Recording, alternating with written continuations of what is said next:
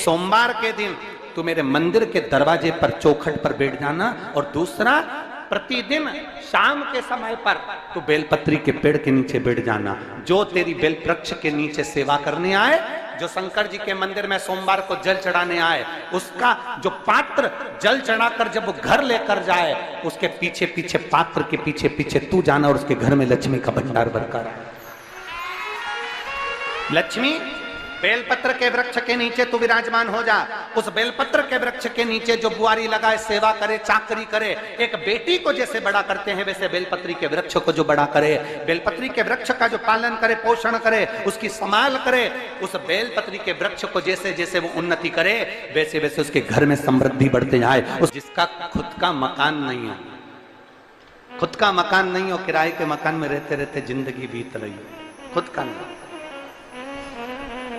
और बहुत दुख का जीवन चल रहा हो, बहुत कष्ट का जीवन, बहुत अपना खुद का कोई मकान नहीं, मान लो प्लाट है पर मकान बन नहीं रहा, या कोई प्रॉपर्टी अपनी नहीं बन रही, तो हम इस व्यासपीठ से कहना चाहेंगे कि एक प्रयोग अवश्य करिएगा, एक प्रयोग अवश्य।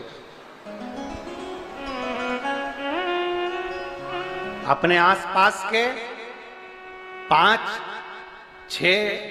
बेलपत्र के वृक्ष देख लीजिए, अपने आसपास के नजदीक के 5-6 बेलपत्र के बड़े बड़े वृक्ष देख लो, या छोटे वृक्ष देख लो। उन 5-6 वृक्ष को धीरे धीरे उनकी सेवा करना प्रारंभ करो, उन वृक्षों को बड़ा करना प्रारंभ करो, उन वृक्ष के नीचे सफाई करना प्रारंभ करो, उन वृक्ष को जल देना प्रारंभ करो, उन वृक्ष को आप खाद देना प्रारंभ करो, उन वृक्ष की सेवा संभाल करना प्रारंभ कर दो, उस वृक्ष के नीचे बुआरी काटना प्रारंभ कर दो, झाड़ू लगाना प्रारंभ कर दो, उस वृक्ष के नीचे सफाई करना प्रारंभ कर दो। उस बेलपत्री के 5-6-7 वृक्ष को आप गोद ले लो। गोद लेना मतलब मैं इसकी सेवा करूंगा, मैं इसमें जल दूंगा, मैं इसके खाद दूंगा, मैं इसकी सेवा करूंगा, कुछ मत करो, बस केवल इस शरीर से उस बेलपत्र के वृक्ष की सेवा करना रोज प्रारंभ कर दो। 6 महीना इंतजार करना और 6 महीना लगातार सेवा करना, 7वां महीना आपका और हमारा, और बताना कि भोलेनाथ ने प्रॉपर्टी दिलाई कि नहीं दिलाई और आगे बढ़ाया।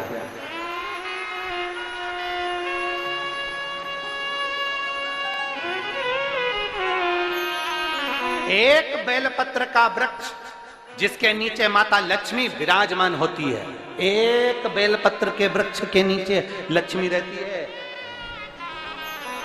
दुनिया के लोग कहते हैं लक्ष्मी जी का दिन कौन सा है, बोलो जम के जल्दी से। शुक्रवार। दुनिया के लोग कहते हैं लक्ष्मी जी का दिन शुक्रवार है, पर माता लक्ष्मी से पूछा जाए कि तुम्हारी माता ख्याति देवी नारायण भगवान के साथ तुम्हारी शादी नहीं कर रही थी, शंकर को लक्ष्मी दे रही थी, तब तुमने भगवान शंकर से विनती करी, भोले बाबा मैं नारायण से प्रेम करती हूँ, भगवान नारायण से मेरा विवाह हो।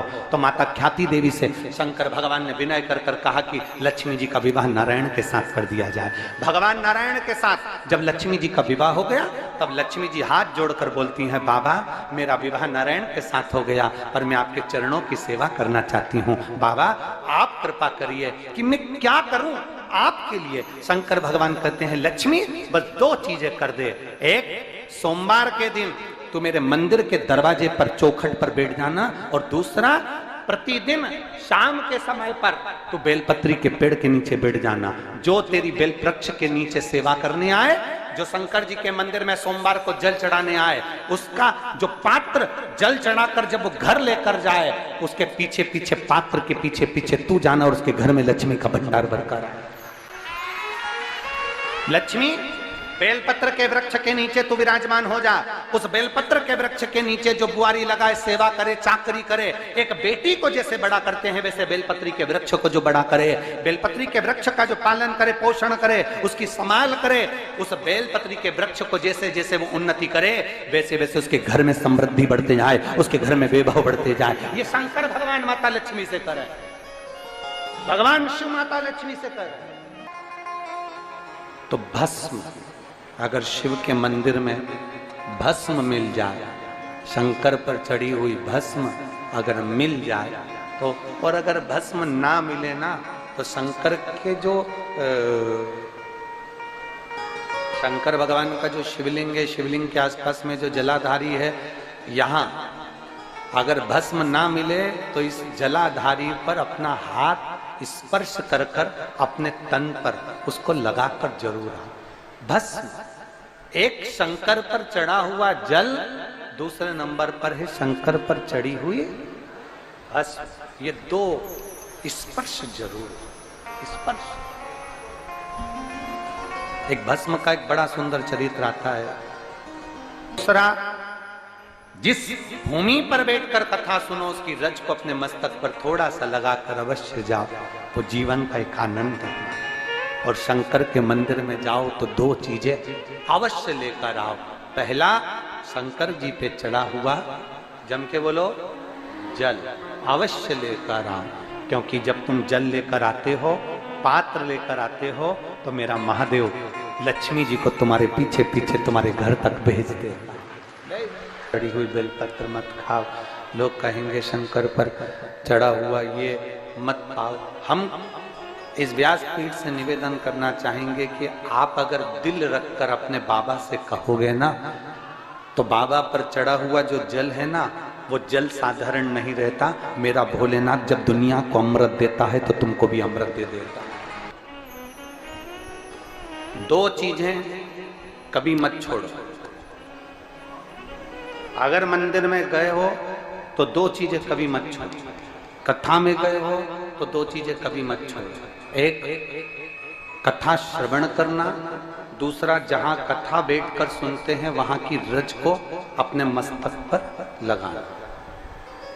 कथा सुनने के बाद आप यहां से जाओ, भले दरी बिछी है, आसन बिछा है, कारपेट बिछा है, उस पर अपना हाथ फेर कर उस रज को अपने मस्तक पर जरूर लगाओ। क्योंकि शिव पुराण में, भागवत पुराण में, स्कंद पुराण में, कुर्म पुराण में, नर्मदा पुराण में, लिंग पुराण में, नारद पुराण में, ब्रह्म वैवर्त पुराण में, जितनी भी पुराणे हैं, सब पुराणों में लिखा है कि जिस स्थान पर बैठकर हम भगवान की कथा को सुनते हैं, उनको याद करते हैं, जितनी देर हम उनको याद करते हैं उतनी देर वो परमात्मा उस स्थान पर बैठा हुआ रहता है।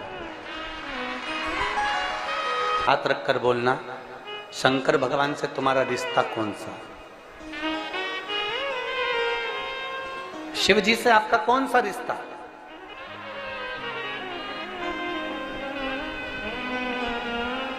शंकर भगवान को आप क्या मानते हो?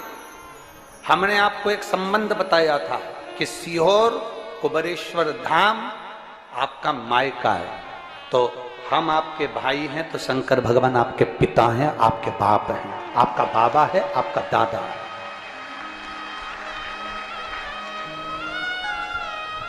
अब आपसे हम प्रश्न करें, उत्तर मेरी कुरुत की बहनें भी देंगी और मेरे जीजा उन भी देंगे, और मेरी बेटियां और मेरे बेटे देंगे उत्तर। आपसे प्रश्न करें, अगर बेटी को दुख होगा तो क्या वो अपने बाप से नहीं कहेगी? बोलो तो जम के। बेटी को तकलीफ है वो अपने बाप से ना कहेगी। बेटे को तकलीफ है तो वो अपने पिता से, अपनी मां से नहीं कहेगा, मम्मी मुझे ये तकलीफ है, पापा मुझे ये दुख है, माँ मुझे ये तकलीफ है, पिताजी मुझे ये कष्ट है। क्या वो अपने माँ बाप से नहीं कहेंगे? क्या वो अपने माँ बाप से विनय नहीं करेंगे? और माँ, पिता, फिर उसके करीब में, उसके नज़दीक में जो भी होता है वो माँ बाप निकाल कर उसको दे देते हैं। माता पिता उसको दे देते हैं। माता, लोग कहते हैं कि शंकर जी पे चढ़ा हुआ जल मत पियो, लोग कह देते हैं शंकर जी पे चढ़ी हुई बेलपत्र मत खाओ। कोई इस बहन से पूछे, सुनीता सोनी से, कि शंकर पर चढ़े हुए जल से उसकी गांठ जो डबल से उसके शरीर में आ गई थी वो समाप्त हो गई, तो जरा विश्वास करिएगा कि एक बेटी अपने माँ बाप से ही तो कहेगी, और बाप के पास में जो होगा वही तो अपनी बेटी को देगा दुख को मिटाने के लिए। तो मेरे शंकर भगवान के पास तो उसका चढ़ा हुआ जल है। दूसरा, जिस भूमि पर बैठकर कथा सुनो उसकी रज को अपने मस्तक पर थोड़ा सा लगाकर अवश्य जाओ, वो जीवन का एक आनंद है। और शंकर के मंदिर में जाओ तो दो चीजें अवश्य लेकर आओ। पहला, शंकर जी पे चढ़ा हुआ जम के बोलो, जल अवश्य लेकर आओ, क्योंकि जब तुम जल लेकर आते हो, पात्र लेकर आते हो, तो मेरा महादेव लक्ष्मी जी को तुम्हारे पीछे पीछे तुम्हारे घर तक भेज दे। दो चीजें लेकर अवश्य आओ, और शिव पुराण में जाओ तो दो चीजें लेकर अवश्य जाओ। पहले नंबर पर शंकर की कथा और अपने अंदर विश्वास कि मेरे महादेव की मैंने कथा सुनी है, अब मैं भटकूंगी नहीं। सारी दुनिया में मैंने ठोकर खा ली, अब कहीं ठोकर नहीं खाऊंगी, अब तो दरवाजे पर महादेव के जाऊंगी, बाकी की कहीं। दूसरा, कथा में बैठी हूं बाबा के इस रज को, ये रज नहीं है, ये धूल नहीं है, ये मेरे बाबा के कैलाश 12 ज्योतिर्लिंग का चंदन है, इसको मस्तक चढ़ाऊंगी अपने हृदय से। लाते हो आप लोग? हाथ उठाओ जरा, रख लो, बहुत बढ़िया, प्रणाम आपको सभी को, नमन। 2 बूंद जल लेकर आओ, पगला नहीं पियो तो उस जल को अपने घर में छींट दो।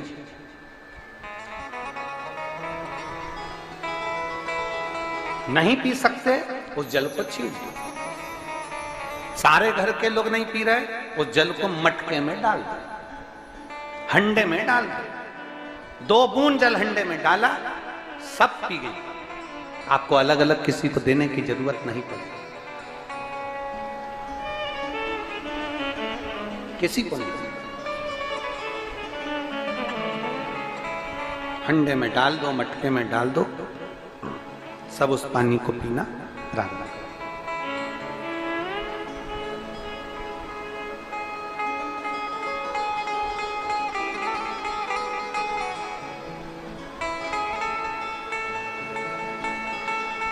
उस जल के महत्व को जो बच्चों का दर्द नहीं देख सकते, जब माता पिता अपने बच्चों का दर्द नहीं देख सकते तो देव अधिदेव महादेव तुम्हारा दर्द कैसे देखेंगे? वो भी तो काटेंगे तुमको, वो भी तो कष्ट मिटाएंगे। 2 चीजें कथा में जाकर ले। एक, जहां जगह मिल जाए वहां बैठकर कथा सुनो। धूप लगे, पंडालों की इतनी व्यवस्था नहीं हो पाती है, पंडाल लगाने वाले, टेंट लगाने वाले टेंट लगा लगा के थक जाते हैं, तो अपने साथ एक छाता लेकर चलो। 2 पानी की जम के बोलो जरा, बोतल, बिछाने की दरी अपने साथ लेकर चलो। लोगों ने उमा महेश की कथा अपने जीवन में धारण करी कि नहीं करी वो हमको नहीं स्मरण है, पर एक बात का स्मरण करिएगा, ये जो कथा चल रही है ये गौरी शंकर चल रही है। इसके बाद में जो अमलेश्वर में कथा है वो कौन सी है? समर्पण शिव महापुराण कथा। उस समर्पण शिव महापुराण की कथा जब 2 तारीख को विराम हो जाएगी, तब उसके बाद में जो कथा 6 जून को प्रारंभ होगी सोलापुर महाराष्ट्र में, उस कथा का नाम रहेगा उमा महेश शिव महापुराण की कथा। उसको जरूर सुनो। सोलापुर में जो 6 जून से कथा होगी उसका नाम उमा महेश शिव महापुराण, उसको सुनना, श्रवण करना, उसको धारण करना है। उसमें इतने प्रश्न माता उमा ने भगवान महेश से करे हैं, और महेश भगवान शंकर उसका हर प्रश्न का उत्तर दे रहा है। भगवान महेश, भगवान शंकर हर प्रश्न का। बाबा बोले माता उमा ने भगवान शिव जी से, महेश भगवान से, भगवान शंकर से करेंगे, बाबा भोलेनाथ जी बताओ, संसार में जन्म लेने वाले व्यक्ति के जीवन में उसके भाग्य में अगर सुख नहीं है, उसके भाग्य में खुशियां नहीं है, उसके भाग्य में कोई अच्छा है ही नहीं, तो वो जीव क्या करेगा? वो जीव क्या करेगा?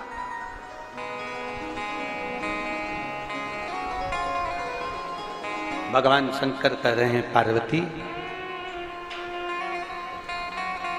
संसार में जन्म लेने वाला मनुष्य अगर उसके भाग्य में सुख नहीं, उसके भाग्य में अगर खुशियां नहीं है, उसके भाग्य में अगर सुख नहीं है, उसके भाग्य में अगर अच्छा नहीं है, पत्रिका दिखा ली सुख नहीं है, कार्य कर कर देख लिया सुख नहीं है, तकलीफ उसकी जिंदगी में चल ही चल रही है, तो भगवान शंकर कहते हैं, भगवान महेश कहते हैं, उमा, उस मनुष्य को दूसरे का अच्छा करना प्रारंभ कर देना चाहिए, तो उसकी अच्छाई अपने आप सामने आना प्रारंभ